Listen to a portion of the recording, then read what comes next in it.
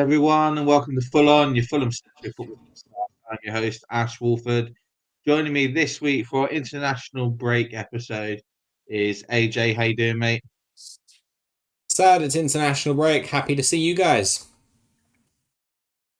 Mozza, how you doing, buddy? Very well, and as always, I'm handsome as ever. Modest as No, ever as well. Matt, how you doing, mate? You all right? I'm good, thanks. How's you, Ash? Yeah, not too bad.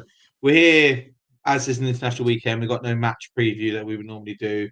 We thought we'd have a quick roundup of the transfer window. We'll give our own personal thoughts on how we would score the window, and then we'd look at Marco's squad that he has for this opening part of the season, especially with the Africa Cup of Nations coming up in December. We're gonna have a look at the squad and just see where we think we might be light, where we think we're doing all right. But what Mozza, I know that we spoke last week about transfer window and some other stuff that we were looking at.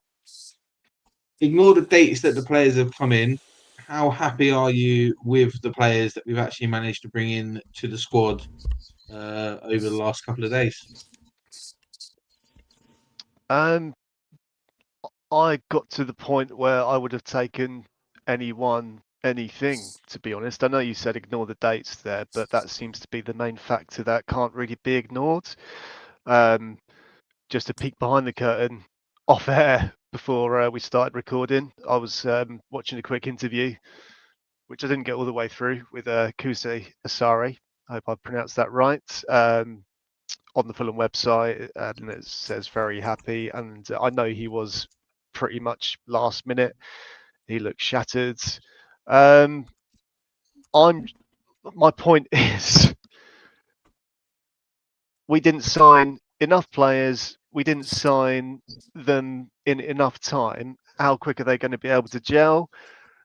I am excited for them. I think they're good prospects, but I'm just concerned how it's going to strengthen our squad. Um, you know, I think Drew was saying it on the last pod in the Chelsea review, maybe about like wingers and lack of strikers. They look like good players to me, from what I know of them. Yeah, I'm still. There's a difference between being cynical and skeptical. I'm just skeptical at the moment. I'm hoping for the best, expecting the worst, and that is pretty much the way of the Fulham fan, isn't it?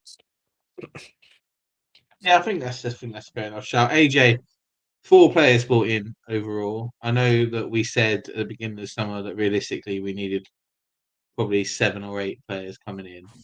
You know, we strengthened in a position that we needed to strengthen in the sense of we got a more reliable second choice goalkeeper than we had.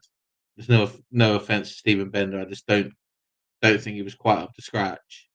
We've managed to bring in 2 wingers that we were quite desperate to bring in, and we sort of bring in a bit of an unknown entity in in Jonah, the young striker. Are you happy with those 4 players coming in? You know, I know that we've still got some players that are some sort of spots in the squad that are a bit bare. But are you happy with the personnel that's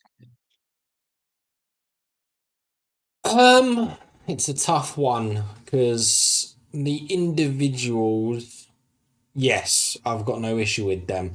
In terms of the striker Jonah that's come in from Bayern Munich, it's a tough one. We either had to go for a first choice striker or a third choice striker. We couldn't have tried to get another striker to rotate with Muniz and Raul. That wouldn't have worked because of how those two are rotating as it is at the moment. It seems like we've opted for the option of a third choice striker, which is fine. A somewhat high caliber one as well, but whether or not his heart is in it, if he even gets any game time, is another question, because we know that he was promised to be playing back up to Harry Kane at Bayern Munich this season and has subsequently been let go because they wanted to spend a bucket load of money on Nicholas Jackson. God knows why, but there you go. As for Kevin, really promising talent, good performances in Shakhtar, good performances back in Brazil. My only downside is the amount of money we've spent on him for what is a £12 million market value player, give or take, coming from a relatively low form domestic league. Sure, he performed here and there in Europe, but it's hard to caliber a player based on the few times they happen to play in Europe for a minor league for a minor European team. It's promising. I just don't like how much we paid for him. As for Chukwueze, I think that's it pronounced. I'm probably butchering that. I don't know enough about him, to be honest. I know that he went to AC Milan and seemingly hasn't been able to shift who they've already got there, which doesn't surprise me when they've got the likes of Pulisic and God, why am I forgetting his name? The Portuguese left winger. He was never going to get in ahead of those two, so it'd be interesting to see whether or not that's a good pickup or not. And I think he is probably the one most likely to go under the radar and actually do really well for us. Yeah, I think I'm quite excited about Kevin. I've only managed to see him play twice in the past. And you can't judge a player off two performances. We know that, and I know the fee's a bit high, but I think from everything that we're being told from people that are watching regularly, he's quite a promising talent, and I think that one might be one of those ones where we've taken a risk on what his upside might be in the future in terms of value to us. He seems quite happy to be here. He seems quite, you know, quite up for improving himself in the Premier League, which is always a good thing. Chukwueze is a very good player from what I've seen him playing in Italy.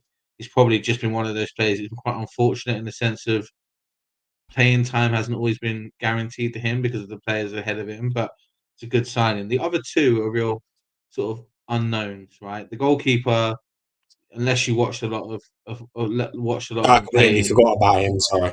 Yeah, no, it's fine. Like I think, but I've been impressed with the games we have seen him play so far. You know, the one preseason friendly he played in and the cup game, I was quite happy to see him there. The young striker coming in, you know, we do know some things about him. We know he's the youngest ever player to play in the Swedish Premier League. We know that he earned a move to Bayern Munich, and we know that Bayern Munich don't just buy any young players. They tend to have a very strict youth policy on who they buy and who they bring in. You know, and we know the deal's a bit complex in the sense I think we're paying a £12 million fee to buy him at the end of the season if the loan works out well, and then I think Bayern has a €35 million buyback clause for the next 2 years when his contract would have been going on at Bayern. Which again, if that's what's had to do to get that through, then we'll see how it goes. I think you're correct in saying that we either had to buy a flagship striker, or we had to buy a third choice who's going to not necessarily know his place, but know he has to work his way in. Then I think we've probably done the right thing, considering that we know we're trying to maybe be a bit more frugal in the way we do things. Matt, as well as sort of the players that we brought in, obviously it's been a big summer in terms of keeping hold of some really important players in the squad. You look at even on deadline day, managing to keep hold of Harry Wilson, stuff like that. Muniz staying, even Tom Cairney signing a new contract. I know that's probably a player that's going to be a bit more on the peripheral of the squad, but those have also been important players being signed up and staying on in order to make sure that the squad is quite good. Yeah, definitely. It cements the team. We lost one main regular starter from last season being Pereira, which is being replaced by Josh King, which to me is an upgrade anyway. Um, it's looking in the future to the sort of midpoint to the end of this season, whenever everyone's starting to get tired with it being a small squad. We'll have the players in the key positions to create the momentum with the likes of keeping Harry Wilson. He's got the flair that we need. when he's staying, we all know that he absolutely loves playing for us. He loves the club. He loves the fans, and it's that momentum which is hard to come by. Players who actually love playing for the club and are not there just for the money. I am very, very happy with what we've done this summer. Yes, we could have done with a couple of more players in certain positions just to broaden our spectrum of players, so to speak. But all in all, it's completely changed the outlook of what I think we're going to do this season. Yeah, I think it's a fair shout. I think that we have all said it so far this season. We were quite all happy with our starting 11. The starting 11 we were all quite happy with. You know, knowing that Anthony Robinson is due to come back from his injury and start playing, and that's the left back cover. There were some light positions, yes, for sure, but we knew we needed to strengthen in order to sort of complement what we already had. We're in a really weird position where we have quite a settled starting 11, in the sense of they're all quite comfortably up to pace for the Premier League, but it's the players around them that we slightly worry about. There are some players that I'm still surprised are at Fulham. You know, I'm surprised that Harrison Reed stayed. Not because he isn't good enough to play for us, just because I thought he'd probably go somewhere where he may get a bit more game time. Because we know that he's the backup of a backup. He's not necessarily the first choice to come on, even as a sub. As good as he is, you know, that is what that is. When you look at the squad and you look at we break down the squad, which we're about to do, you know, we have a good first choice goalkeeper in Bernd Leno. I think now if Bernd Leno gets injured, we're all a little less panicky if the second goalkeeper has to come in. And then we know that we have a good set of youth goalkeepers below them that can come up and go into that place. So there's that. That's fine. What worries me, and this is what we need to discuss, is the shape of our defence. Now, our defence, sort of roster as it was, is obviously we have Kenny Tete and Timothy Castagna who can both play on the right wing or right back. Centre backs we have Bassi, Anderson, Cuenca, and Diop, and then left back we have Anthony Robinson, and it looks like because the signers coming in, probably have to include Ryan Sessegnon in that list too, which is something I don't want to do because everyone knows I'm blue in the face of saying he's not a left back. AJ, how does that defence sort of roster make you feel? Are you happy with that, especially considering that we're going to lose Bassi in December for Yep. African Cup of Nations? Does it worry you that, or are you quite happy with those 8 players being the mainstay for defence? I mean, losing Bassi doesn't necessarily worry me because Cuenca has proven he's more than capable.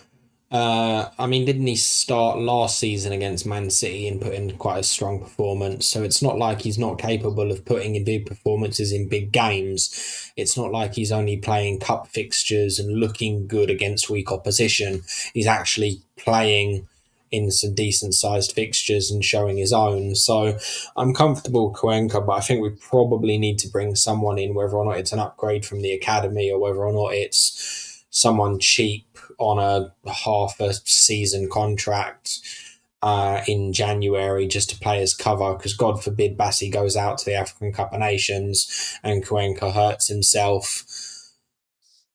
I don't really want to be playing Anderson left centre back with Diop right centre back, to be honest with you.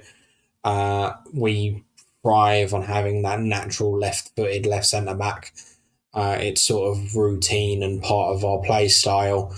And we saw from, I think it was either not last season, possibly the season before, when Bassi played out of position at right centre back, it's just not going to work. So I think we definitely need someone else, whether or not it's promoting one of the youngsters during the Cup of Nations onto the bench just in case, or whether or not we do what we did a couple of seasons ago and get like a Duffy on a half a season contract just to wait us out. The rest of the defence is solid. If Tete can avoid injury, that's great. I want to see more of Castagna as our backup left back and less of Sessegnon as our backup left back, and maybe use Sessegnon as an impact sub off at a bench for these wing spots. But where we've signed 2 wingers, I think it's quite clear that Marco sees Sess as someone who can drive forward from a deeper position. I think that's probably to do with him being less natural on the ball. He's great with the ball in terms of his delivery, his shooting, his first time finishing, but he's not a dribbler. He's just not, and I think that's the difference. Marco likes his wingers to be able to manipulate the ball quite well. You look at Iwobi, you look at Wilson, you look at even Adama to some degree, are all very capable at tricking a defender and getting to the byline or cutting inside and at least beating one man. Sessegnon doesn't quite have that in him, even though he is probably the biggest goal threat of all of the wingers we have so far, obviously having not seen the new boys start yet. Yeah, I think that's a very good sort of breakdown and representation of that. I think the one thing I do think we've left ourselves open to is maybe being a bit short of the left back position at some time. But I think this could be a golden opportunity for Samuel Amissa, who obviously is already playing up a few levels at the play for the under 21s. He looked really good in the preseason friendly against. What the name's just gone out of my head.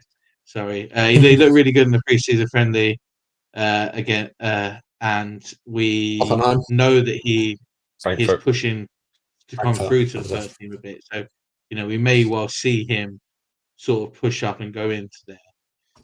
Mozza, we're going to look at the midfield, man. I'm going to let you have a little breakdown of this midfield when we look at the squad as it stands with Marco's team, right? Our midfield roster is sort of, it's very central. We know this because we like to play 3 up front who tend to play the winger roles.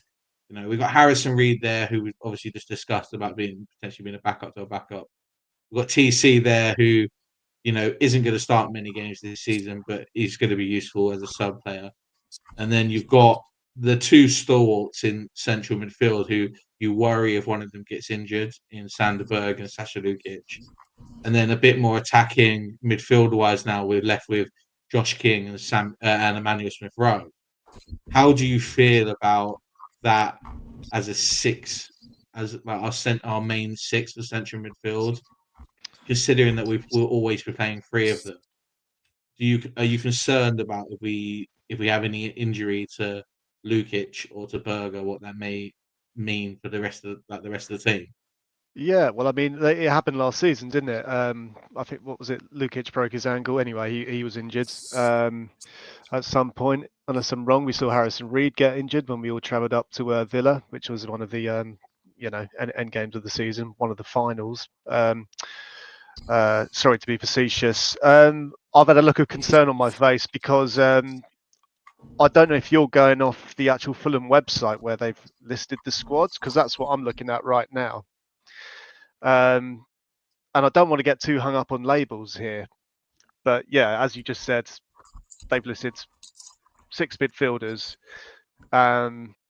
Yes, we've got forwards there, and this is all just the first team, by the way. So just disregard youth or reserves.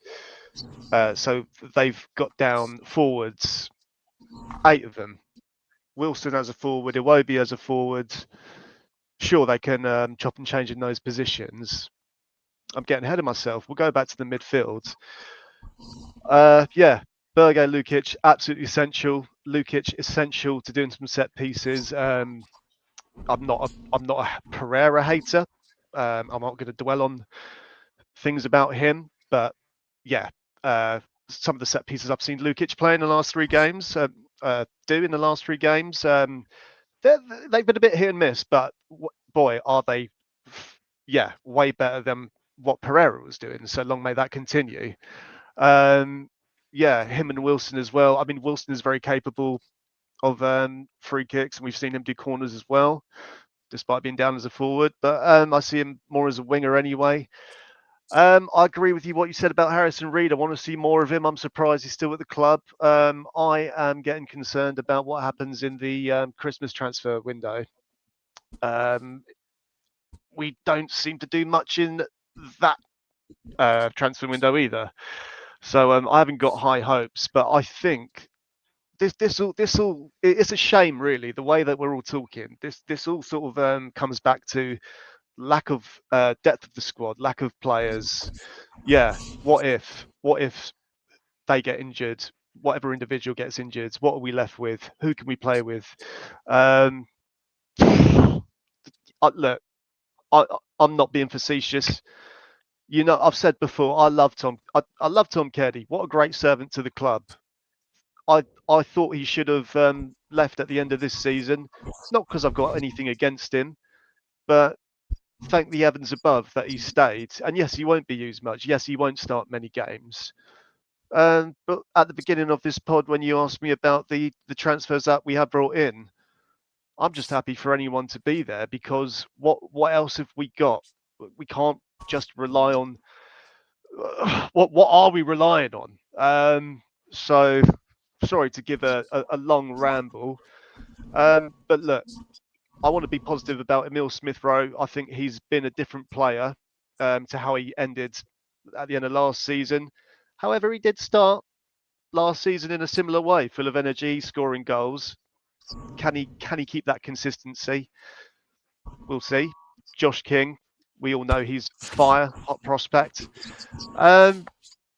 Yeah, I can't really give you a yes or no answer, and I think we're all probably going to feel the same way about what we do have. I'm concerned overall, but I'm happy with what we do have, and I have to be happy because, yeah, what else can I be? I think it's a fair shout.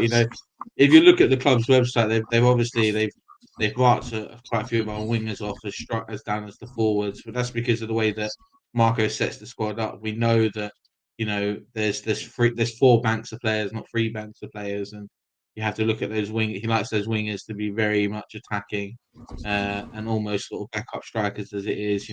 As much as we all sit there and we go, we expect Emil Smith Rowe or Josh King, whoever's playing in that position, to sort of follow up and follow in.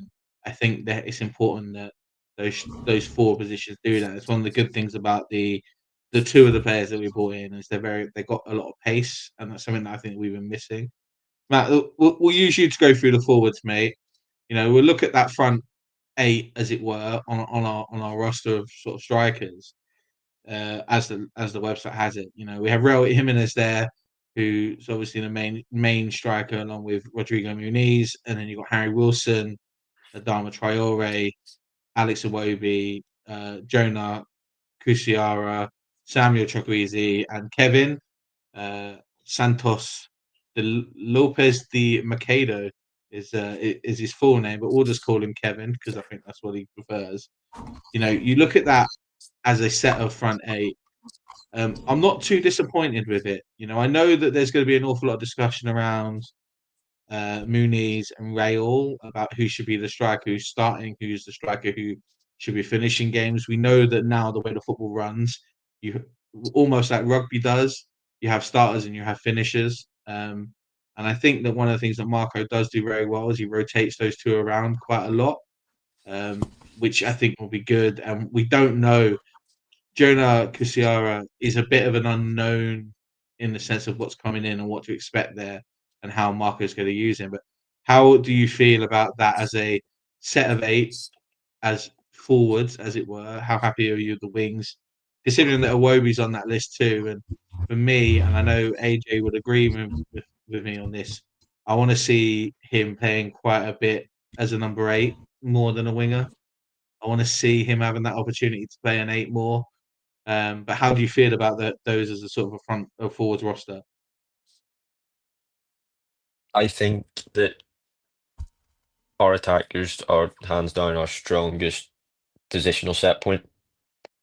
We've got so much diversity in it between fast players, playmakers. We've got speed. We've got knowledge, football knowledge. Even Raul Jimenez, he's also the old head. and we've got the youngsters in Ral and Jonah. It's a very diverse group of attackers.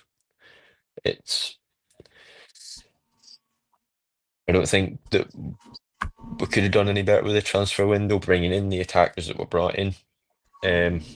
It's in the past we haven't done much with attackers to strengthen, so to speak. It's more as to replace.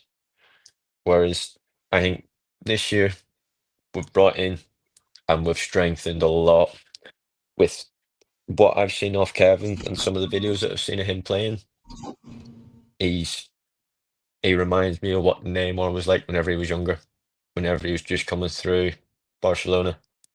He's skillful, he's fast, he could kick you out in a cornfield. He's perfect. Our weakest, I would say personally, in attacking is Adama Traore, which is quite funny actually, considering the size of him. But he doesn't have the end product like Iwobi, like Harry Wilson. If he had end product, he'd be up there. He'd be one of probably the best attackers tenfold, right? But he just doesn't have it. He does good whenever he comes on because he slows it down. He holds the ball up whenever we need it. As soon as he can see a goal, he's sending it in the Rose head. That's his biggest downfall. But all in all, I'm very, very happy with what we've done this season and how our attacking section rolls about, because we've got cover everywhere. Yeah, no, I think between us we sort of broke down the squad quite well, and I think everyone's made very valid points on the sort of the positions that we've looked at. Ultimately, squad-wise, I'm very happy. I'm very happy with the players we brought in. I'm happy with the players we have. I do have some concerns. They're mainly around people getting injured. How do we cover those? But I'm happy that Marco's almost been left in a position where he might have to use some of the youth players and he won't have a choice about it, because we've been calling for ages about them getting more game time and getting more sort of first team facing roles, because we've been seeing too many times now where, Josh King, Martial Godot have sort of been in and around the first team, but they're not even getting a look in. So I think that we might see that being forced a bit. Ultimately, I think I'm very happy with the transfer window. I'm absolutely livid with the timing of it. These are players that Marco has been calling out for since January, and we know that we've needed players like Kevin and Chukwueze since January. We know we've just needed a bit of pace out wide, and it's so frustrating to leave it till deadline day. So be it, deadline day and an extra couple of hours to get these players sort of signed up and done. It does stink, that, and it is annoying, and it's where we get back to the arguments about the person who's doing the hiring and when he actually bothers to do his job. And we get people to argue that he's not the one doing it, but anyone who's read any of the announcements for the signings this year would see that he's managed to make almost every single signing about how he feels about it. Every single statement the club have made about signing players have got how Tony Khan feels about that signature and that signing coming in. For someone who isn't involved or is involved, it's not good enough. He has to be called out for it. We leave ourselves open to playing catch up all the time. Last year we moaned about it loads, about playing catch up and being that way, but we were kind of fortunate with the fixtures we had at the start of last season, barring Man United away opening day, obviously. This year we knew we had a tough first 3-4 fixtures coming into the league.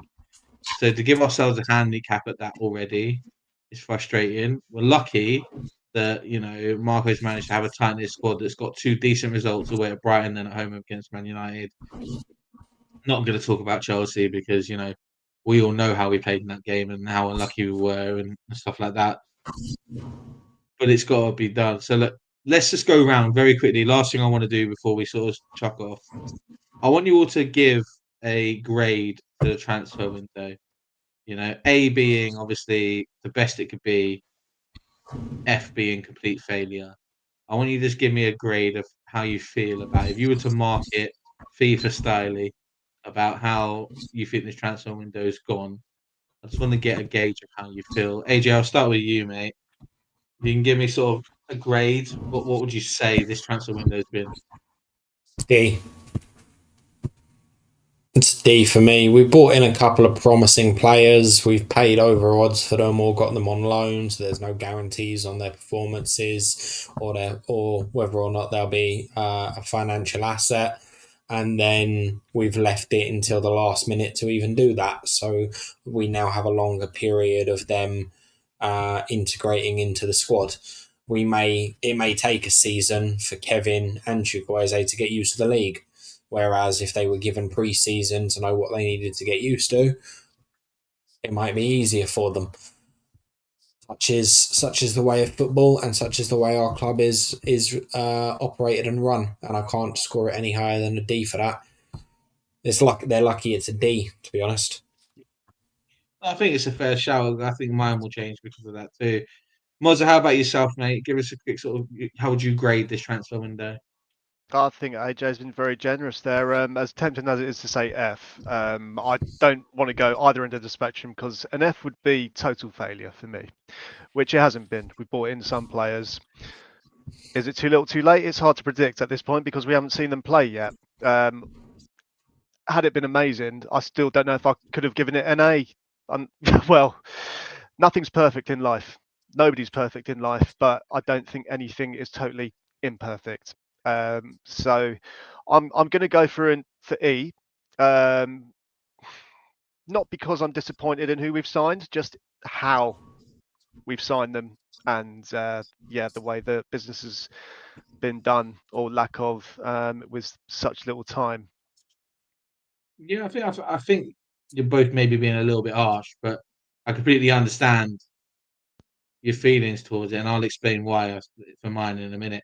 Matt, how about yourself, mate? Give us your grade for the transfer window. I'm going for a C. Personally, I think we spent right. I think we spent the right amount of money for the players that we've also got in. I do think Kevin is going to turn out to be something.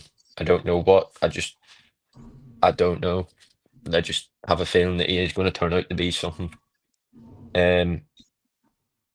We've brought more of an attacking presence to the team in the way that we have signed as well. The downside to it, like you guys have said, is when we signed them. Literally the last 2-3 hours of deadline day, it was a bit clenchy coming into it. Like, this could be the season that we get relegated back down into the Championship if we don't sign anyone. But we did, and I'm happy with it. I'm happy with what was spent on the players as well. So it has to be a C for me. Yeah, I think for me, I agree. It's a C for me too. I think it's a C because ultimately we're where we needed to be with the players that we brought in. It would have been nice to have a couple more heads, which is probably why I've not given it a B. It can never be an A because of the timing of the way things have done. It's not a complete F because, we started off this summer looking like we were going to lose one of our most promising players in Kenny Tete. We managed to turn it around and keep him. I'm a bit nonplussed about keeping certain players that have stayed. You look at Adama, I don't think would have been the end of the world if maybe we'd called it a day with Adama because he frustrates me and he's probably one of those last players that doesn't have that clutch ability that we need. And if you're a club like ours and you want to get into Europe, as proven by Nottingham Forest last year, you have to have the ability to take your chances when you get them. And he maybe ruins that a little bit. But we've kept hold of the squad. I'm happy with the starting 11 and we brought some good players in. So for me, it would be a C. I can't give any higher than that because, as I say, the timings of the signings are just completely wrong, and they don't help the relations between the ownership and the management of the football team because it doesn't give anyone what they want. It doesn't give the player the time to bed in. It doesn't give the manager the time to get them used to their teammates. And you look at the one player who does know a couple of the squad members, and Chukwueze, he signs on Monday, and Monday night he's having to fly out to go to like international duty, so he's not even going to spend any training time with the rest of the squad until 2 days before we play Leeds. So it's a bit frustrating with that. So for me, it can't be any higher than that. It's not a failure, but it definitely is a must do better. And I think we have to learn from this. The club needs to learn from this, and I think there needs to be some serious changes within the structure of the way that we do our signings. Because I think Mozza hit the nail on the head when he mentioned January. We can't have a quiet January. If we're going to push for Europe this Well year, done. we're probably going to have to be busy in January, and we've already opened ourselves up for that, because we can't go 3 years in a row where we just completely fizzle out at the end of the season because we've got no fresh legs. It is the way it is, really. Lads, thank you very much for joining me on this one. I know there's no football this weekend, so there's no Fulham to ruin your weekend. That's a good thing. It's a bad thing. I don't know. It's up to you. You make up your mind on that one. I want to thank you guys for joining me. I just want to say, obviously, there was a new episode of FFC and Me Out on Thursday with TikToker Matty P. If you haven't had a chance to watch it, come and watch it. He's a great guy, Matt, and I really enjoyed getting to sort of learn how he became a Fulham fan, and it was really cool. Also, the first episode of the Fulham Women's podcast came out on Thursday on our channel. It's the first dedicated Fulham Women's podcast. So if you are a fan of the women's team, or you just want to learn a little bit more about the team, the squad, and how things are going for them, come and give us a follow. Come and give those guys a follow and watch their show, because they are trying to get as much information about the women's team out as they can this season, especially now they're in the National League. They deserve that sort of attention. And they Not really actually much play more to this say. weekend. They do actually play this weekend, yes.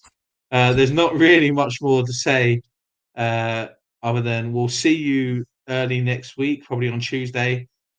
We haven't actually got a subject on that because there's no match review to do, but we will work. Something's bound to come up this weekend for us to talk about.